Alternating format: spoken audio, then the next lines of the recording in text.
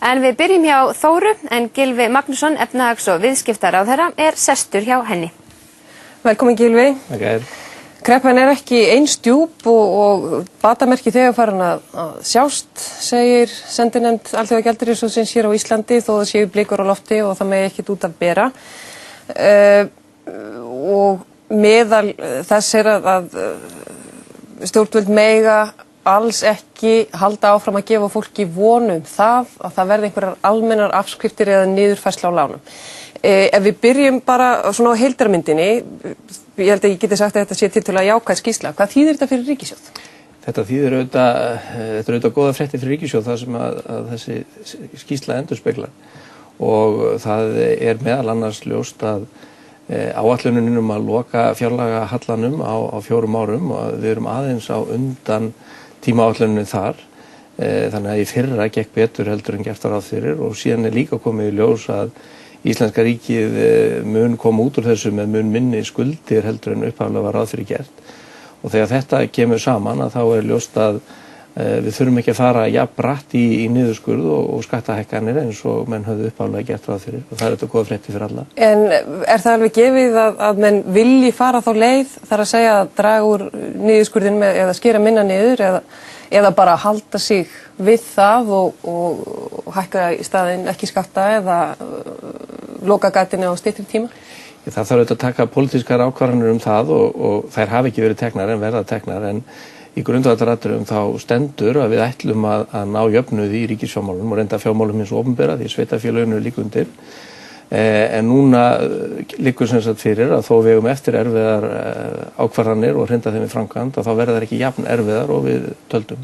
Já, mér fannst þess að mætti skilja á forsætisráðherra að það veri sjálfgefið að það yrði ekki skorið jafn mikið niður af því að staðan væri betri en menn áttu von á. Það er ekki búið að taka ákvörðun um það? Nei, það er ekki formlega búið að útfæra hvernig þetta verður gert en ég held að það verður nú í grundvallaratriðum þannig að skattar hækka þá eitthvað aðeins minni en ella og niðurskurðurinn verður ekki jafn djúpur og ella. Nú Icesave inn í þessum tölum alltaf þó að það hefur komið í ljós að skuldir hins opinbera og sérstaklega ríkissjóðs séu minni en gert var ráð fyrir. Nú segir Alþjóðagjaldeyrissjóðurinn alla jafn að hann hafi enga skoðun á Icesave og setja engi skilyrði þar heldur síðan á Norðurlöndin sem að ætla að lána á móti sjóðnum eins og má segja og það sé ekki hægt að klára að endurskoða áætlunina nema sú fjármögnun sé tryggð og að allur texti Icesave sem í plagginu hafi komið beint frá ríkisstjórninni. Getur þú staðfest að svo sé? Já, við auðvitað semjum þennan texta en við gerum það með hliðsjón af því að við vildum afla því sjónarmiði stuðnings að endurskoðun ætti að fara fram og til þess þurftum við auðvitað sérstaklega gott veður frá Norðurlöndunum og Bretum og Hollendingum og það fékkst, endurskoðunin fór í gegn óatkvæðalaust. Þannig að þessi viðleitni okkar, hún skilaði árangri en eitt af því sem við augljóslega þurftum að gera var að senda út skilaboð varðandi Icesave. Þannig að þessi klausa hefði ekki verið, þá hefði endurskoðunin ekki komist á dagskrá? Ég auðvitað veit það ekki, mér finnst það ólíklegt að það hefði tekist. Það eru 3 ráðherrar sem að skrifa undir plaggi sem sendt til Alþjóðagjaldeyrissjóðsins. Það þú, forsætisráðherra Jóhanna Sigurðardóttir, fjármálaráðherra Steingrímur J. Sigfússon og Már Guðmundsson, seðlabankastjóri. Það hefur gætt svona nokkurrar ónægju með þetta að það sé ekki nægilega mikið gagnsæi, það fá ekki nógu margir að taka þátt. Var þetta ekki rætt efnislega í ríkisstjórn? Efnahagsáætlunin auðvitað rædd í ríkisstjórn og þessi yfirlýsing ríkisstjórnarinnar hún byggir á efnahagsáætluninni en síðan það þrengri hópur sem að sér samskipti með Alþjóðagjaldeyrissjóðinn og það hvílir reyndar fyrst og fremst á mínu ráðuneyti sem að fer með efnahagsmál, fjármálaráðuneytinu sem að sér meðal annars að mestu samskipti við Norðurlöndin út af lánunum og svo Seðlabankanum sem að leikur einnig stórt hlutverk. Þannig að þessir aðilar hafa borið hittan og þungan af þessari vinnu en auðvitað það gert í góðu samráði við ríkisstjórninni í heild.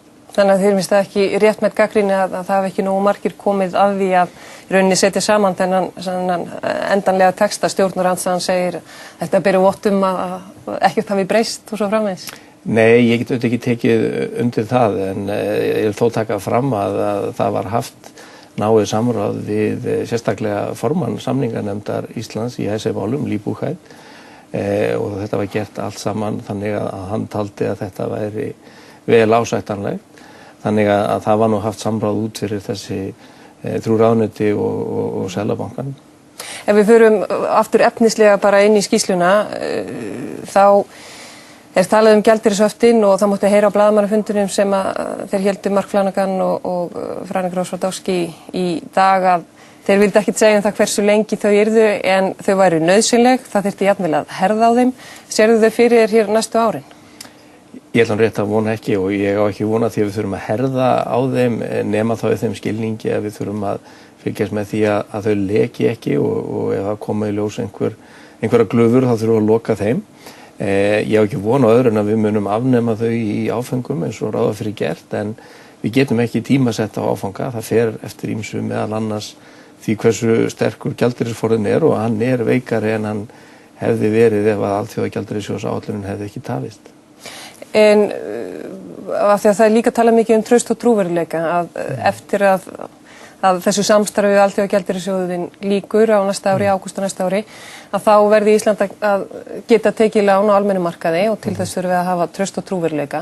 En ef þetta allt tekið að láni, þar að segja gjaldeyrisvaraforðinn og þessi uppbygging og allir vita það að því tekið að láni, hvernig byggjum við þá upp traust og trúverðugleika ef það hvort lán sem að þarf að borga tilbaka? Jú, það þetta vita allir að við skuldum og erum með gjaldeyrisforðann að láni og það eitt af því sem taka tillit til en þá verðum við bara að sýna fram á með öðrum staðreyndum að við höfum burði til þess að greiða þessi lán niður og við gerum það auðvitað meðal annars með því að vísa til viðskipta afgangsins á viðskiptajöfnuði og við vísum til þess að ríkið að loka fjárlagahallanum og við vísum til þess að skuldsetningin minni, sérstaklega hreina skuldsetningin heldur en við óttuðust. Og þegar allar þessa tölur eru skoðar þá kemur Ísland alls ekkert illa út í alþjóðlegum samanburði. Þannig að ég hef fulla trú á því að til dæmis lánshæfismat íslenska ríkisins að það muni batna tiltölulega hratt leið og ríkið eða kannski askan sem við ætlum að tala núna sest og menn sjá hvernig Ísland að koma út úr þessum hörmungum öllum saman. En þó að menn segi það hér sé alltaf réttri leið og samdrátturinn var minni og verðbólgan á leið niður og vextir á leið niður, að þá stór hluti heimila sem kannski upplifir hlutina ekki svona, þetta þvert á móti þá bara versnaðir. Hvaða pláss á þessi hluti heimila sem allt upp undir fjórðungur í þessari áætlun?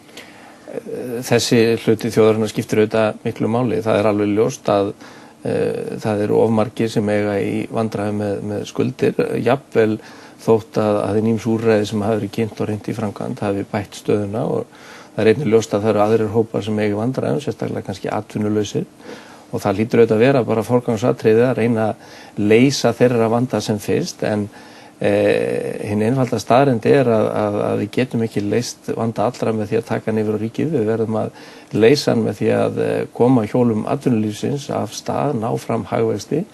Þegar það gerist þá dregur atvinnuleysi og þá eykst kaupmáttur og menn lenda síður í vandræðum með að greiða sínum lánum. Þannig að við verðum einfaldlega að vinna leysa vandan þannig. Það sérstaklega tekið fram að stjórnvöld megi ekki og verði að hætta að kynda undir vonir almennings að það verði einhverjar almennar afskriftir og niðurfærsla lána. Getur þú fullyrt það hér sem fulltrúi ríkisstjórnarinnar að þannig verði það ekki, að ríkisstjórnin sé búin að kynna þau úrræði sem hún getur boðið upp á?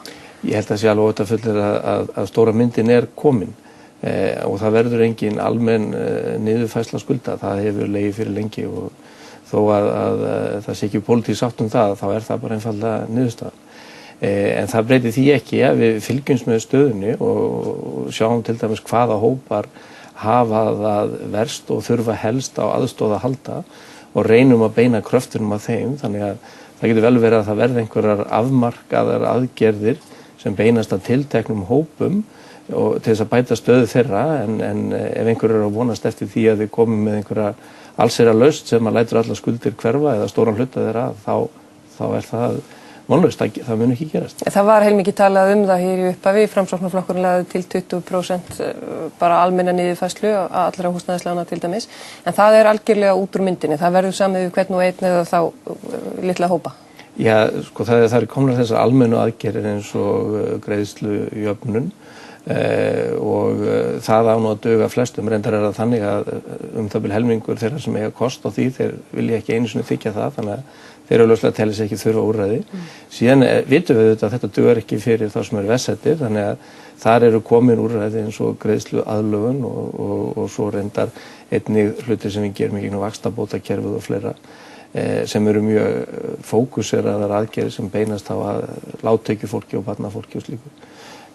Og það er eitthvað svigrúm til þess, en það er ekki svigrúm til þess að taka allan vandan og velta hann við á skattgreiðendur, því að þá fá menn það bara aftur í hausinn með skattseðlunum.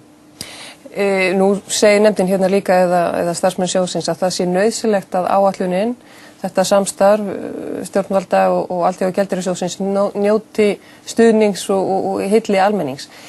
Telur að svo sé, að fólk sé almennt sátt við þá leið sem hefur verið valin? Ég held að það skilji nú allir Íslendingar að það þarf að taka erfiðar ákvarðanir. En það skárra að væri það nú, það liggur alveg fyrir að við eigum í miklu vanda og við vinnum okkur út úr honum með einhverjum einföldum og auðveldum lausnum. En auðvitað munum við deila útfærsluna. Sumir vilja meiri niðurskurð hér, aðrir þar og aðrir vilja frekar skattahækkanir, frekar niðurskurð og það er bara eðlilegt og það verða þá bara pólitíska deilur um það og það verður laust á hennum pólitíska vettvangi. Það er bara heilbrigt í lýðræðisríki, þannig að það verður aldrei sátt um öll smáatriðin. Ég held að þjóðin skilji nú vel að aðhaldsaðgerðir svona einn stóra mynd eru nauðsynlegar. Þú sem ópólitískur efnahags- og viðskiptaráðherra ert sannfærður um að við séum á réttri leið þarna? Já, með því að fylgja þessu plani? Ég hef engar efasemdir um það. Þú segir að við ættum að geta borga niður skuldirnar smátt og í þessu plaggi þessu lýst svona fram til ársins 2014. Það er núna hámarki í 300% af vergri landsframleiðslu og svo mjakast niður. Er það raunhæft? 300% af vergri landsframleiðslu eru sko 1000 milljarðar. Já, það er gríðarlega há tala. Það er reyndar brúttótalan, nettótalan er miklu lægri, vel innan við 100% af landsframleiðslu. Og reyndar eru skuldir hins opinbera líka ekki ná að brota þessu. Kannski þriðjungurinn, þetta eru heildarskuldir þjóðarbúsins. Þetta eru miklar skuldir en það er hægt að skoða til dæmis nettóskuldirnar í sögulegu samhengi og þá eru þær nú ekkert að skera sig sérstaklega úr og í alþjóðlegum samanburði ekki heldur.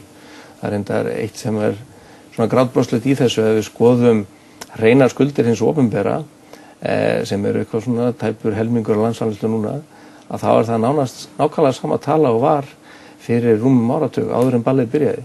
Þannig að staðan hefur þó ekki versnað meir en það. Nú skulum kannski vona að við tökum ekki annan eins áratug þá. Nei, þetta hefur áhugaverður áratugurinn. Ég held að fæstir viljum lifa hann aftur. Kæra þakkir fyrir komuna. Takk fyrir.